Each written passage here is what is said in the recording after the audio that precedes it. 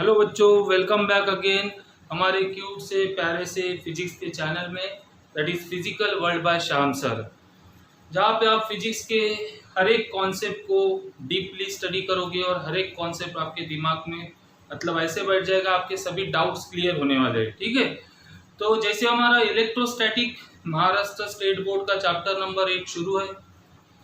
Previous जो हमारा video lecture हुआ है, उस वीडियो लेक्चर में क्या पढ़े थे हमने? Electric potential due to a dipole. उसके पहले हमने और क्या पढ़े थे? Electric potential due to a point charge, है ना। तो इलेक्ट्रिक पोटेंशियल वाला टॉपिक हमारा शुरू है। One by one different condition में इलेक्ट्रिक पोटेंशियल की वैल्यू क्या होगी, उसका इक्वेशन क्या होगा, वो हमने डिराइव करना है। तो जैसे हमने फर्स्ट इसके मतलब जो प्रीवियस कुछ वीडियो लेक्चर्स हुए, उसमें पहले हमने electric potential due to a single point charge निकाले थे। एक सिंगल चार्ज होगा तो उसके वजह से किसी पर्टिकुलर डिस्टेंस पर, किसी पर्टिकुलर पॉइंट पर कितना पोटेंशियल होगा, उसका इक्वेशन डिराइव किए थे। That is V equal to 1/4 pi epsilon naught Q upon R, है ना। ये हमने इक्वेशन पढ़ चुके हैं electric potential due to a point charge का, 1/4 pi epsilon naught Q upon R। फिर उसके बाद हमने electric potential due to a electric dipole पढ़े थे, है ना। जो लास्ट लेक्चर हमारा हुआ, वहां पर हमने डायपोल मतलब क्या था, वहां पे एक नेगेटिव और पॉजिटिव चार्ज था। तो दोनों की वजह से हमने इसी फॉर्मूले से इंडिविजुअली दोनों की वजह से सेपरेट हम इलेक्ट्रिक पोटेंशियल निकाले थे, और बाद में उन दोनों का ऐड करके हमें finally electric potential due to a dipole मिला था। आज हमें उसी से रिलेटेड और एक टॉपिक पढ़ना है कि electric potential due to a system of charges. मतलब हमारे पास एक ऐसी सिस्टम है जहां पर दो या दो से ज्यादा चार्जेस है, और एट अ टाइम अगर ऐसे सिस्टम से हमें किसी पर्टिकुलर पॉइंट पर टोटल इलेक्ट्रिक पोटेंशियल निकालना है तो उसे कैसे निकालेंगे, वो आज हमें पढ़ना है। ठीक है, तो सबसे पहले हम कंसिडर कर लेते हैं कि हमारे पास एक ऐसी सिस्टम है जहां पर n नंबर ऑफ चार्जेस है। क्या बोला? Consider a system consist of n charges Q1 Q2 up to Qn situated at a distance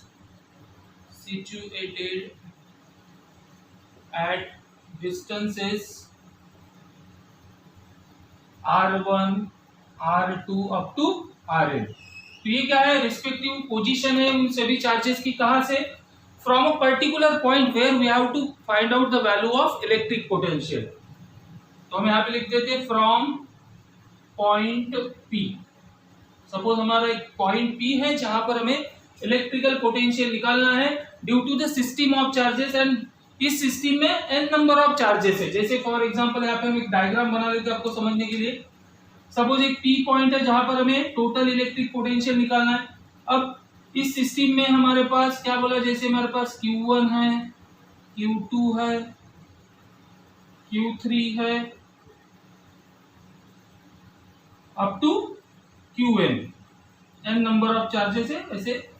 और इस सिस्टम में हमें क्या करना है, इस पर्टिकुलर पॉइंट P पर इन सभी चार्जेस की वजह से नेट इलेक्ट्रिक पोटेंशियल कितना होता है कैलकुलेट करना।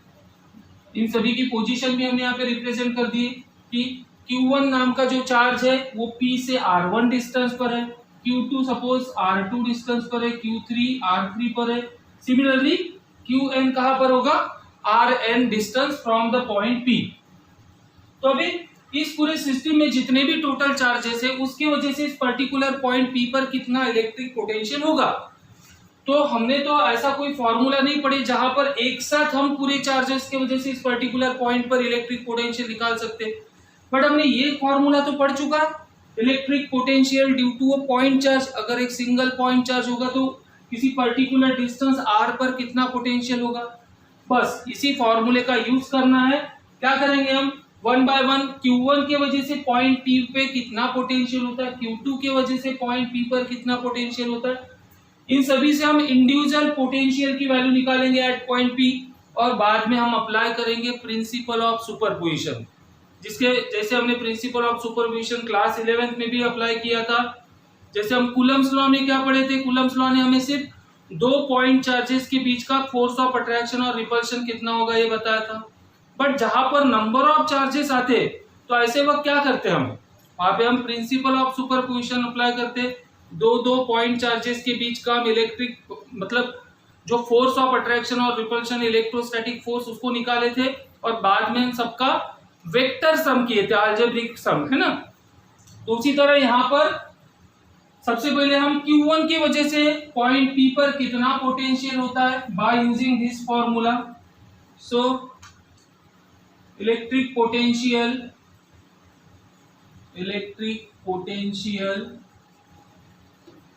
Eight point P due to Q1 is given by, क्या होगा हमारा electric potential at point P due to Q1, V1 equal to 1/4 pi epsilon naught into कौन सा चार्ज है जिसकी वजह से पोटेंशियल निकालना है, Q1। सो Q1 अपॉन कितने डिस्टेंस पर है, R1। समझ में आया।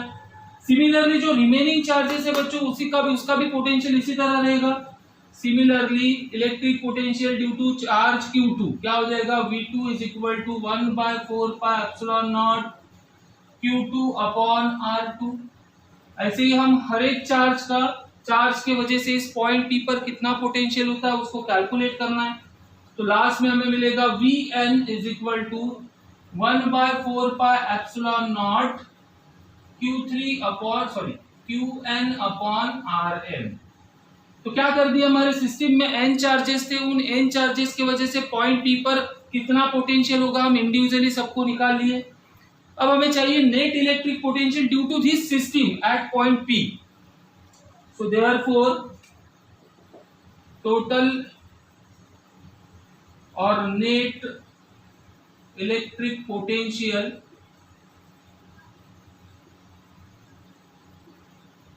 Eight point P by using principle of superposition तो प्रिंसिपल ऑफ सुपरपोजिशन का यूज करके हम इस P पॉइंट पर कितना पोटेंशियल है वो निकालेंगे। तो हमारे पास सभी चार्जेस की वजह से इंडिविजुअल पोटेंशियल मिल चुका है, बस उन सबका अलजेब्रिक सम करते जाना है। So therefore net potential at point P is equal to Vp equal to V1 plus V2 plus V3 up to क्या करोगे, अप टू Vn। अब देखिए सभी से हम इंडिविजुअल पोटेंशियल निकाल चुके हैं सभी चार्जेस की वजह से। अब सब में क्या कॉमन दिख रहा है बच्चों, 1/4 pi epsilon not, 1/4 pi epsilon not, 1/4 pi epsilon not.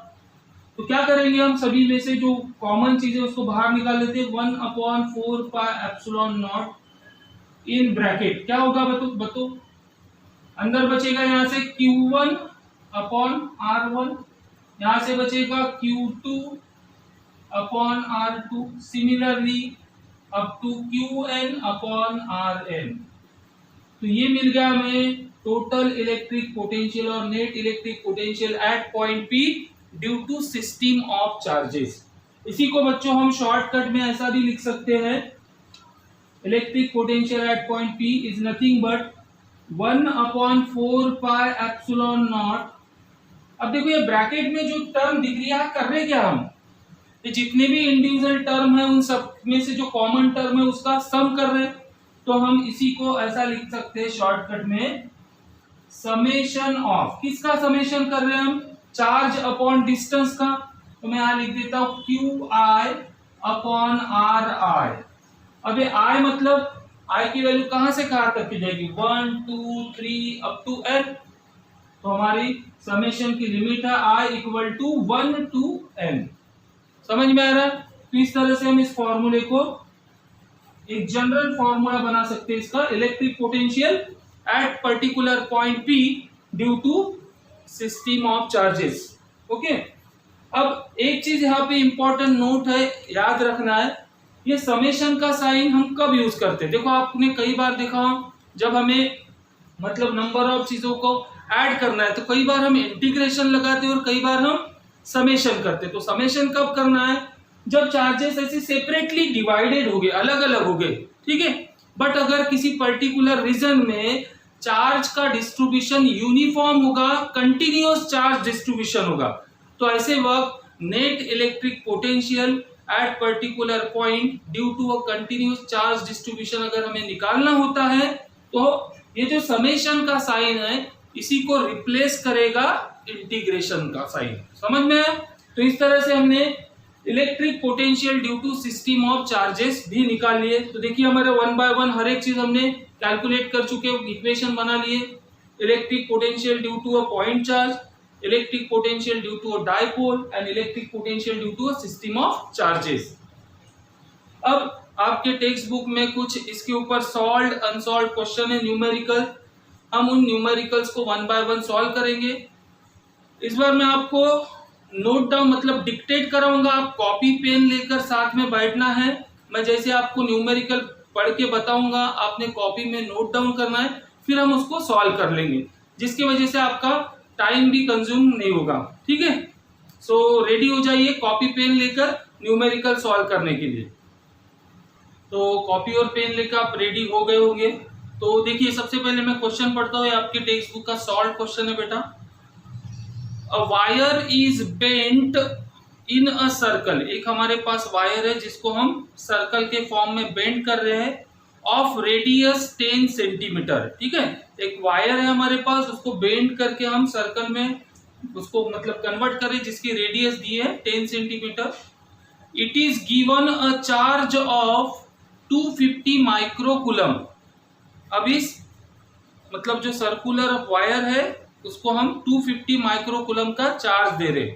It is given a charge of 250 microcoulomb which spreads on it uniformly, जो उस वायर के ऊपर यूनिफॉर्मली स्प्रेड हो चुका है। ठीक है, what is the electric potential at the centre, तो उस वायर के सेंटर पर कितना इलेक्ट्रिक पोटेंशियल होगा वो हमें निकालना है।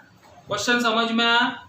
एक हमारे पास वायर है, उस वायर को बेंड करके हम सर्कल के फॉर्म में कर रहे हैं, फिर उस जिसकी रेडियस कितनी गिवन है हमें क्वेश्चन में, वो भी साथ साथ में हम नोट डाउन करते जाएंगे। गिवन डाटा में क्या दिया है, radius of that circular wire is 10 centimetre. अब सभी को पता है 10 सेंटीमीटर है, तो सेंटीमीटर को मीटर में कैसे कन्वर्ट करना, कितना हो जाएगा, सेंटीमीटर को मीटर में करोगे तो 10 into 10 to the power -2 which is nothing but 10 to the power -1 metre. उसके बाद उसके ऊपर हम कितना चार्ज दे रहे बोल रहा है, charge of 250 microcoulomb.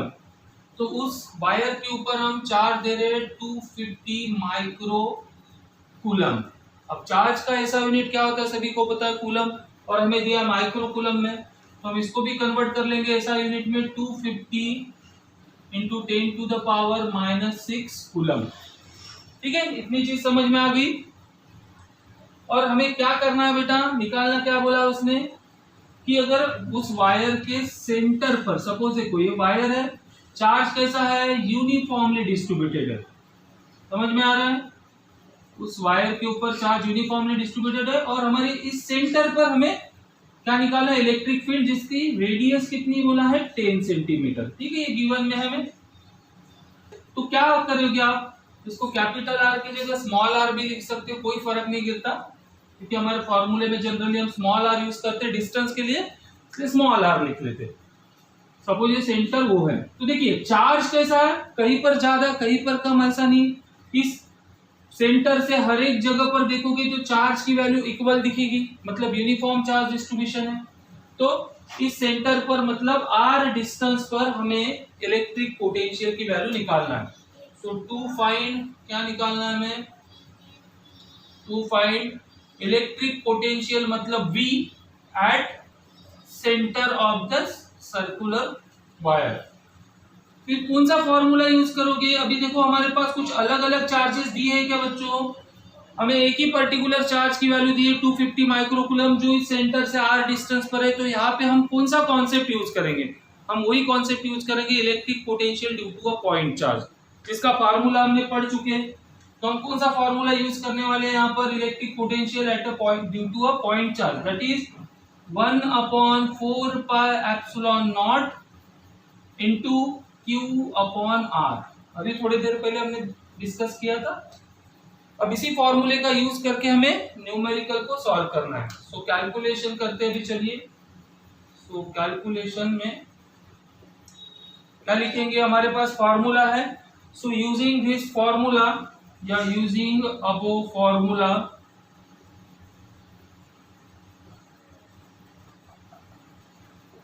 Values put करना है हमें इस फॉर्मूले में, v इक्वल टू, अब देखिए बार बार आ रहा है 1/4 पाई एप्सिलॉन नॉट, जिसकी वैल्यू कांस्टेंट है 9 इंटू 10 टू द पावर 9। तो पुट करते हैं 1/4 पाई एप्सिलॉन नॉट की जगह 9 into 10 to the power 9 into Q मतलब चार्ज, जिसकी वजह से हमें इलेक्ट्रिक पोटेंशियल निकालना है, जिसकी वैल्यू हमें क्वेश्चन में दी है 250 into 10 to the power -6 coulomb.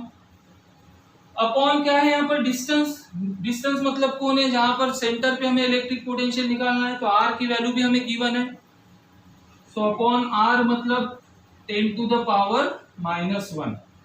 एकदम सिंपल कैलकुलेशन है बच्चों। देखिए क्या हो जाएगा, V इक्वल टू 9 इंटू 250 को मैं कर देता हूँ 25, क्या हो जाएगा, जिसकी वजह से यहाँ से एक 10 निकाल दिया, प्लस तो यहाँ पर एक पावर बढ़ जाएगा, मतलब 10 टू द पावर 10 हो गया, इंटू ये -1 है, ऊपर आएगा तो ये भी हो जाएगा +1 इंटू 10 टू द पावर -6, क्या हो जाएगा बताइए।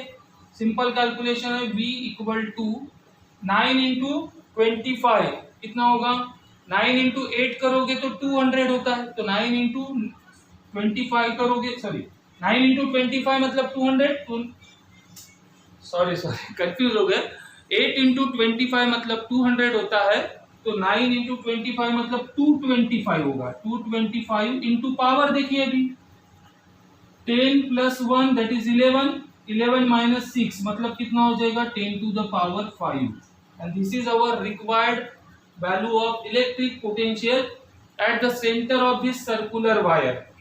सो v इक्वल टू हमारा आंसर आ गया 225 इंटू 10 टू द पावर 5, क्या हो जाएगा इसका यूनिट वोल्ट, है ना। इलेक्ट्रिक पोटेंशियल है मतलब वोल्ट में हम इसको कैलकुलेट कर लेंगे। समझ में आया फर्स्ट न्यूमेरिकल, एकदम सिंपल न्यूमेरिकल था। Electric potential due to a single point charge जैसे ये वर्क करेगा, क्योंकि हमें अलग अलग चार्जेस नहीं दिए थे, एक ही चार्ज था जो इस वायर के ऊपर यूनिफॉर्मली डिस्ट्रीब्यूटेड था। सो electric potential due to point charge का जो फार्मूला हमने डिराइव की उसका यूज करके हमने नेक्स्ट न्यूमेरिकल सॉल्व कर दिया। ठीक है, तो वीडियो को पॉज करके सब लोग इस क्वेश्चन को नोट डाउन कर लीजिए अपने कॉपी में फटाफट। ठीक है, नोट डाउन होने के बाद फिर हम अब नेक्स्ट क्वेश्चन सॉल्व करते हैं। अब लिखिए, कॉपी में आपको लिखना है फिर से next question. It is also solve question in your textbook. क्या बोला है क्वेश्चन में, a short electric dipole has dipole moment of 1 into 10 to the power -9 coulomb metre. फिर से एक बार, a short electric dipole has a dipole moment of 1 into 10 to the power -9 coulomb metre, full stop। Determine the electric potential due to the dipole। किसी dipole की वजह से हमें electric potential निकालना है at a point distance 0.3 metre, मतलब at a point distance 0.3 metre from the centre of the dipole. Dipole के centre से 0.3 मीटर पर हमें इलेक्ट्रिक पोटेंशियल निकालना है, 0.3 metre from the centre of the dipole situated. फिर उसके बाद नीचे में लिखिए first point, first part on the axial line, second part है ऑन द इक्विटोरियल लाइन, और थर्ड पार्ट है on a line making an angle of 60 degree with the dipole axis. समझ में आया। फर्स्ट पार्ट में हमें जो हमारा पॉइंट पी है कहां पर है, ऑन द एक्सियल लाइन पर है। दूसरा पार्ट में हमें कैलकुलेट करना है इलेक्ट्रिक पोटेंशियल, पॉइंट कहां पर है, पॉइंट का डिस्टेंस सेम है 0.3 metre from the centre of the dipole, but पहले वक्त point along the axial line है, दूसरे वक्त point along the equatorial line है, और थर्ड पार्ट में क्या बोला है, कि वो जो लाइन, जिस लाइन पर वो पॉइंट है वो 60 डिग्री का एंगल बना रही विद द इलेक्ट्रिक डायपोल। तो चलिए इसको वन बाय वन हम सॉल्व करते। तो सबसे पहले हमें गिवन क्या क्या दिया वो नोट डाउन कर लेते। गिवन डेटा क्या दिया था क्वेश्चन में हमें, डायपोल मोमेंट, मतलब पढ़ चुके हमने dipole moment, electric dipole moment, जिसको हम P से रिप्रेजेंट करते। P is equal to 1 into 10⁻⁻9 coulomb metre दिया है। उसके बाद जिस डिस्टेंस पर हमें इलेक्ट्रिक पोटेंशियल निकालना है वो डिस्टेंस मतलब स्मॉल r भी गिवन है, हमें कितना है, it is equal to 0.3 metre. ठीक है, इतनी चीजें गिवन है। इसके बाद हमें क्या निकालना है, टू फाइंड में इलेक्ट्रिक पोटेंशियल निकालना है। तो टू फाइंड में हम लिख देते हैं यहां पर, आप भी कॉपी में नोट डाउन करना है साथ साथ में। To find electric potential. अब इलेक्ट्रिक पोटेंशियल हमें तीन अलग अलग कंडीशन में निकालना है, तो हम इसको नाम दे देंगे V1, V2, V3, है ना। तीन डिफरेंट कंडीशन में हमें इलेक्ट्रिक पोटेंशियल निकालना है। उसके बाद कौन सा फॉर्मूला यूज करेंगे, हमने जैसा प्रीवियस वीडियो लेक्चर जो हमारा हुआ था वहां पे हमने क्या पढ़े थे, electric potential at a point due to an electric dipole. अब वो पॉइंट P कहां पर भी हो सकता है, मैंने ये बताया था। तो जैसे हमें तीन अलग अलग कंडीशन, तीन अलग अलग सिचुएशन दी, उन सिचुएशन का यूज करना हमें, बट फॉर्मूला हमारा तो सेम ही रहेगा। तो हमने जो फॉर्मूला पढ़े थे बच्चों, V equal to 1/4πε0 into P cos theta upon r²। ये फॉर्मूला हमें पिछले वीडियो लेक्चर में electric potential at a point due to an electric dipole, ये फॉर्मूला हमें मिला था। अब इसी फॉर्मूले का यूज करके बच्चों हमें डिफरेंट कंडीशन में किस पॉइंट पर किस, मतलब पॉइंट का डिस्टेंस तो दिया है हमें, बट सिचुएशन अलग अलग है, अलग अलग सिचुएशन में हमारा पॉइंट P है। तो चलो अब वन बाय वन हम अलग अलग सिचुएशन में जो कंडीशन दी है उस कंडीशन का यूज करके हमें न्यूमेरिकल सॉल्व करना है। तो कैलकुलेशन में हमारी फर्स्ट कंडीशन कहां पर है, electric potential at a point along the axial line, मतलब हमारा जो पॉइंट P कितने डिस्टेंस पर है, 0.3 मीटर पर, वो कहां पर है, अलोंग द एक्सियल लाइन। अब एक्सिस ऑफ डायपोल क्या होती है, इक्वेटर ऑफ डायपोल क्या होती है, ये सब चीजें हमने पहले ही पढ़ चुके हैं, है ना। फिर भी एक बार मैं आपको भूल गए होंगे तो आपको एक बार रिवाइज करा देता हूं। जैसी इलेक्ट्रिक डायपोल किससे बनती है, निगेटिव और पॉजिटिव चार्ज से मिलकर, है ना। अब ये जो डायपोल है सपोज AB, तो ये दो चार्जेस मिलकर डायपोल फॉर्म कर रहे हैं, तो जो लाइन इन दोनों चार्जेस को जोड़ने वाले लाइन के अलोंग होगी, जैसे ये मैं डॉटेड लाइन से बना रहा हूं, तो इस लाइन को कौन सी लाइन बोलते हैं बच्चों, एक्सियल लाइन बोलते हैं। जो लाइन इस डायपोल के सेंटर से जाती है और इसको परपेंडिकुलर होती है, इसके लेंथ को, इस लाइन को हम कहते हैं इक्वेटोरियल लाइन, है ना।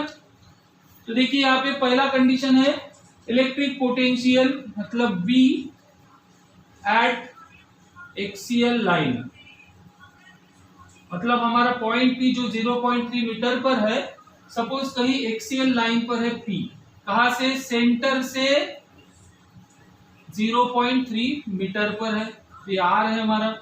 तो ऐसे सिचुएशन में हमें क्या करना है, क्या नहीं, कौन सा फॉर्मूला यूज करें, फॉर्मूला तो यही है, बट अभी यहाँ पे देखो पॉइंट P कहां पर है, अलोंग द एक्सियल लाइन। हमने जो प्रीवियस वीडियो लेक्चर पढ़ा वहां पे मैंने स्पेशल केसेस में बताया था, अगर पॉइंट जहां पर हमें इलेक्ट्रिक पोटेंशियल निकालना है वो अलोंग द एक्सियल लाइन होगा, अगर पॉजिटिव चार्ज के तरफ होगा तो ये जो एंगल बनता है, ये एंगल होता है हमारा थीटा इक्वल टू 0 डिग्री। अगर ये point P towards the negative होता है तो वो क्या होता है, 180 डिग्री। बट साइन cos 0 रहे cos 180, यहाँ पर +1 या -1 ये आंसर रहेगा। तो हम कंसीडर करते हैं सपोज हमारा point P along the axial line है towards the positive charge, so at axial line bracket में लिख लेंगे towards positive charge, towards positive charge theta की वैल्यू हो जाएंगी 0 डिग्री। अगर आप निगेटिव चार्ज की तरफ लोगे तो कुछ नहीं, मैग्नीट्यूड सेम ही रहने वाला है, सिर्फ साइन चेंज हो जाएगी। सो थीटा अगर 0 डिग्री हो गया तो देयरफॉर cos थीटा कितना हो गया बच्चों, cos थीटा हो जाएगा 1, है ना, cos 0 इक्वल टू 1। तो इस फॉर्मूले में हमारे cos थीटा की वैल्यू 1 पुट करना है, बाकी सभी चीजें हमें गिवन ही है। सो देयरफॉर यूजिंग फॉर्मूला, जो फॉर्मूला हमने लिखे वही फॉर्मूला यूज करना है। Electric potential at point P along the axial line V1 equal to, क्या पुट करोगे, 1/4 पे एप्सिलॉन नॉट की जगह 9 into 10 to the power 9 into P, P की वैल्यू भी गिवन है क्वेश्चन में, 1 इंटू 10 टू द पावर -9। इसके बाद cos थीटा की वैल्यू 1 पुट कर देंगे हम, अपॉन में है आर स्क्वायर। आर स्क्वायर मतलब क्या है, 0.3 मीटर। में इसको ऐसा भी लिख सकता हूँ 3 into 10 to the power -1 metre, calculation को इजी करने के लिए। तो यहाँ पर अगर मैं आर स्क्वायर की वैल्यू यहाँ पे पुट कर देता हूँ तो आर स्क्वायर मतलब क्या होगा, 3 इंटू 10 टू द पावर -1 का स्क्वायर, उसका स्क्वायर करोगे तो कितना होगा बच्चों, 9 इंटू 10 टू द पावर -2 हो जाएगा। मतलब आर स्क्वायर की जगह पुट कर सकते हैं 9 इंटू 10 टू द पावर -2। देखिए तो ऐसा करने से हमारा कैलकुलेशन इजी हो रहा है, 9 से 9 कैंसिल हो गया। अब बचा ही क्या हमारे पास, 10 to the power +9, 10 to the power -9 also get cancel. So क्या बचा है, 1 अपॉन 10 टू द पावर -2, जिसको ऊपर लेकर जाऊंगा तो 10 to the power +2, that is nothing but 100 volt. समझ में आ गया। तो अगर हमारा पॉइंट जहां पर हमें इलेक्ट्रिक पोटेंशियल निकालना है वो अलोंग द एक्सियल लाइन होगा और 0.3 मीटर पर होगा, तो उसकी वजह से इलेक्ट्रिक पोटेंशियल की वैल्यू हमें कितनी मिल गई, 100 वोल्ट। ठीक है। अब इसी का सेकेंड पार्ट क्या है बच्चों की, अगर हमारा जो पॉइंट है जहां पर इलेक्ट्रिक पोटेंशियल निकालना है वो इक्विटोरियल लाइन पर है। तो अभी बता, इक्विटोरियल लाइन मतलब जो सेंटर से जाती है, और इस डायपोल को क्या होती है, वो परपेंडिकुलर, मतलब डायपोल के साथ कितना एंगल बनाती है बच्चों, 90 डिग्री। तो जब पॉइंट अगर इक्विटोरियल लाइन पे होगा तो हमारी इलेक्ट्रिक पोटेंशियल की वैल्यू कितनी होगी। वैसा देखा जाए तो कैलकुलेशन करने की जरूरत नहीं है, पर फिर भी हमें स्टेट बोर्ड का क्वेश्चन है तो हमें यहाँ पे प्रॉपरली लिखना पड़ेगा। Eight a point on the equatorial line, ठीक है, अगर पॉइंट हमारा इक्विटोरियल लाइन पर होगा तो कितना पोटेंशियल होगा। सो एट द इक्वेटर बोलिए थीटा इक्वल टू क्या हो जाता है बच्चों, 90 डिग्री। और आप सभी को पता है cos 90 कितना होता है, 0। और अगर मैं यहाँ पर cos थीटा की वैल्यू 0 पुट करूंगा तो पूरा पोटेंशियल 0 हो जाएगा। ऑलरेडी स्पेशल केसेस में हमने ये चीज पढ़ चुके थे कि अगर कोई भी पॉइंट जो इक्विटोरियल लाइन पर होगा तो उस पॉइंट के ऊपर डायपोल के वजह से जो टोटल इलेक्ट्रिक पोटेंशियल होता है वो ऑलवेज 0 होता है। सो देयरफॉर इसको V2 नाम दे देते, क्या हो जाएगा, फॉर्मूले में वैल्यू पुट कर देंगे, 1/4 पे एप्सिलॉन नॉट की जगह 9 into 10 to the power 9, P की जगह हमें 1 into 10 to the power -9, cos theta की जगह 0 और r square 9 into 10 to the power -2। 0 से मल्टीप्लाई करो, 0 से किसी को डिवाइड करो तो 0 को किसी भी वैल्यू से डिवाइड करोगे तो भी 0। तो इलेक्ट्रिक पोटेंशियल जब पॉइंट कहां पर है, इक्विटोरियल लाइन पर रहेगा तो उसकी वैल्यू कितनी हो जाएगी बच्चों, 0। ठीक है। तो ये हमारा न्यूमेरिकल का सेकेंड पार्ट हो गया। अब थर्ड पार्ट देखिए, पढ़िए क्या बोला है थर्ड पार्ट में। थर्ड पार्ट में बोला कि हमारा पॉइंट भी ऐसे जगह पर है जो हमारे डायपोल के साथ 60 डिग्री का एंगल बना रहा है। ठीक है। सो थर्ड पॉइंट क्या निकालना है, eight point which makes 60 degree with dipole। इसका मतलब थीटा की वैल्यू कितनी है बच्चों, 60 डिग्री, और cos 60 कितना होता है, 1/2 दैट इज हाफ, 0.2 0.5 है ना। कुछ नहीं करना है, बस अब हमें cos थीटा की जगह 0.5 या 1/2 करना है। जो भी हमारा पहला आंसर आया था V1 उसका आधा आंसर आने वाला है, क्योंकि डिवाइड बाय 2 हो जाएगा cos थीटा हाफ होने की वजह से। So therefore electric potential V3 is equal to क्या होगा, 9 into 10 to the power 9 into 1 into 10 to the power -9। cos theta की जगह पुट कर देंगे 1/2 डिवाइडेड बाय r, मतलब कितना है, r स्क्वायर है, 3 इंटू 10 टू द पावर -2। जैसे हमने प्रीवियस इसमें कैंसिल किए थे, ये r स्क्वायर की वैल्यू है बच्चों 9 इंटू 10 टू द पावर -2, तो 9 9 get cancel, 10 to the power +9 -9 get cancel, क्या हो जाएगा, ये -2 ऊपर जाएगा, 10 टू द पावर -2 ऊपर जाएगा तो +2 होगा, मतलब 100 divided by 2 that is electric potential at a point which makes an angle of 60 degree with the dipole is equal to 50 volt। समझ में आया। तो थर्ड पार्ट जो जहां पे हमें इलेक्ट्रिक पोटेंशियल निकालना था, जो 60 डिग्री का एंगल बना रहा था, उसमें पोटेंशियल की वैल्यू आ गई 50 वोल्ट। समझा, क्वेश्चन एकदम सिंपल है। फॉर्मूला हमारा इलेक्ट्रिक डायपोल का जो हमने पढ़े थे वो फॉर्मूला निकाल लगाना है। अब अलग अलग 3 कंडीशन दी थी। एक बार पॉइंट P एक्सियल लाइन पे था, तो हमें पता है एक्सियल लाइन पे रहेगा तो थीटा की वैल्यू 0 या 180 डिग्री होती है, तो cos थीटा उसके हिसाब से यूज करेंगे। दूसरी बार बोला था कि पॉइंट हमारा इक्वेटोरियल लाइन पे है तो cos थीटा हो गया 0, तो उसकी वजह से पूरा आंसर हमारा 0 हुआ था। हमेशा याद रखना electric potential at equatorial point always 0। और थर्ड पॉइंट में क्या बोला था कि अगर 60 डिग्री का एंगल बना रहे तो उसके हिसाब से cos थीटा हो जाता है 1/2, और जिसकी वजह से हमारा आंसर जो पहले हमारा 100 वोल्ट आ गया तो उसका हाफ हो जाएगा। समझ में आया। चलो कॉपी में इसको प्रॉपरली नोट डाउन। तो बच्चों आज की वीडियो लेक्चर में हमने इलेक्ट्रिक पोटेंशियल वाले टॉपिक को एंड किया, है ना। Electric potential due to point charge हमने पहले पढ़ चुके थे, फिर electric potential due to dipole पढ़े, और इस वीडियो लेक्चर में electric potential due to system of charges, जहां पर नंबर ऑफ चार्जेस एक साथ आएंगे तो एट अ टाइम इस किसी पर्टिकुलर पॉइंट पर कितना इलेक्ट्रिक पोटेंशियल होगा उसको भी हमने बाय यूजिंग सुपरपोजिशन थ्योरम कैसे सॉल्व करना ये पढ़ लिए। साथ ही साथ उसके ऊपर बेस्ड कुछ न्यूमेरिकल्स भी हमने डिस्कस किए। ठीक है, तो आने वाले नए वीडियो लेक्चर में हम नए टॉपिक डिस्कस करेंगे। Till then keep watching regularly and मिलते हैं नेक्स्ट वीडियो में। ठीक है, तो चलो thank you very much for watching. Share कीजिए अपने फ्रेंड के साथ इन वीडियोस को, ताकि उनको भी इन वीडियो लेक्चर का भी कोरोना काल में मतलब उनका भी फायदा होना चाहिए। ठीक है, चलो thank you very much and have a nice day.